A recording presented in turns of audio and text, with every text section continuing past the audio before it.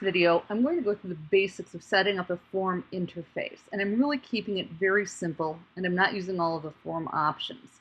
To do a real form, you would need to have an external database, as well as some sort of connecting language like PHP and possibly XML in addition. So this is going to not be best practices. This is simply letting you test a form to make sure things are, the form interface, to make sure that your interface is working before hooking it up with the back end. It is a good idea to test them separately.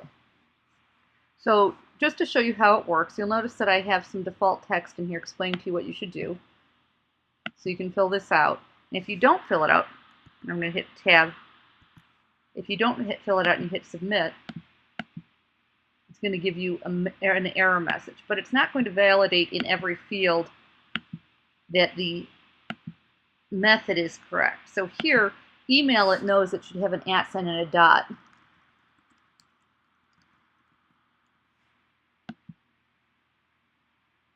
Ooh, it should not have taken that.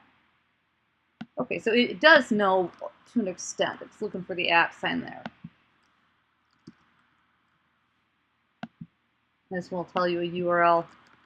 It's not going to take that. It needs to actually have the full HTTP. So it does some error checking, and then it's going to try and launch an email application. It's asking me which one. Now that's not the normal behavior. I'll show you how to set that in a second. But with the mailto feature that we're using, it will actually send an email to the email address that you designate. It's a post from Firefox, and it puts the name, sex, birth date, email, website. These are all name fields in my form. So let's see what's making that happen.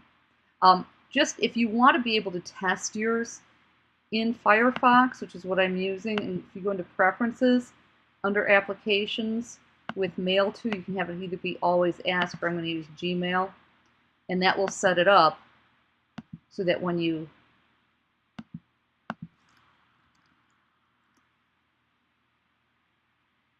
on a page and you actually have something that emails,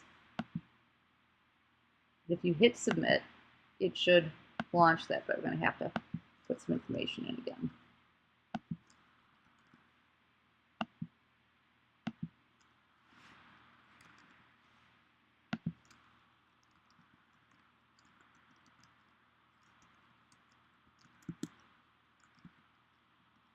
Okay, so I've got everything filled in here. I'm going to hit submit, and that should launch it in Gmail, and then it's going to put in these fields.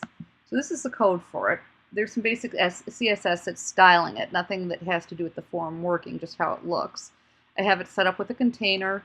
There's a separate field in the container called My Form, and the form is tell me a little bit about yourself. So you can see that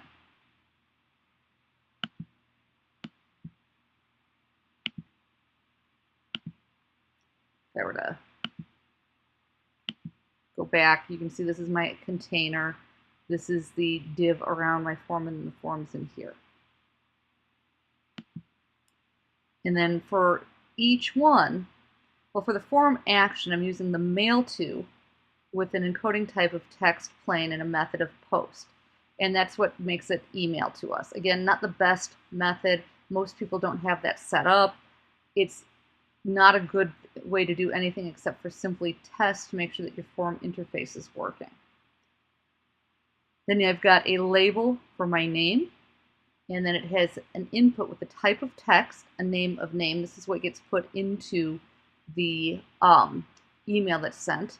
Autofocus means that this is where the mouse pointer will end up by default. Size equals to 40. Tab index is 10. Placeholder, first and last. This is that grayed out text that appears when you first start, and required means that it's required. The next one is gender. You'll notice that each of these, except for this one, didn't have a tab index. If you have a tab index, that lets you tab directly to it. When I hit tab, you'll see that it tabs between the fields. Your tab index does that. And I usually leave a space or some room between those. I don't usually have 1, 2, 3. I usually have 10, 20, 30. So if I come back later and put something in between, say 20 and 30, I can label it 25 instead of having to recount. So I've got birth date. That should have been, type should have been date there, so I've got a minor error there, so that's why it's not checking. And email, type email,